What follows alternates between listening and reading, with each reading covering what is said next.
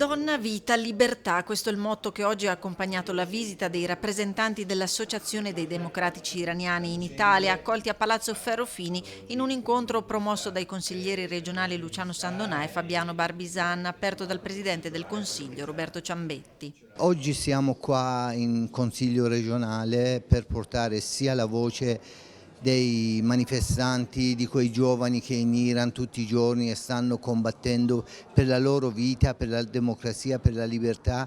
Siamo qua per ringraziare anche il Consiglio che è stato solidale dai primi tempi con noi e chiedere a loro di essere anche loro insieme a noi portavoce di questo movimento, di adoperarsi affinché questo movimento non rimanga solo. Una battaglia di libertà che dalle donne, dai giovani, sta coinvolgendo sempre più tutta la popolazione iraniana. Oramai siamo a quarto mese della rivolta che è partito dalla morte della ragazza curda Mahsa Amini, che oramai è il suo nome è diventato un'icona per anche il movimento femminile internazionale.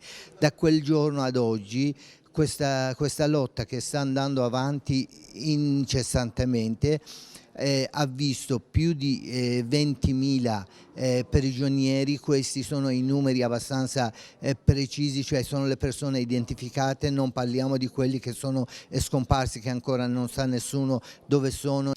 L'appello ha trovato concordi le forze politiche venete che saranno chiamate ad esprimersi su una mozione di appoggio alla rivoluzione iraniana, presentata il 6 ottobre dal consigliere Fabiano Barbisan, il quale alla luce dell'incontro odierno ha preannunciato un'integrazione della sua mozione con una sintesi delle richieste avanzate dall'Associazione dei Democratici Iraniani in Italia.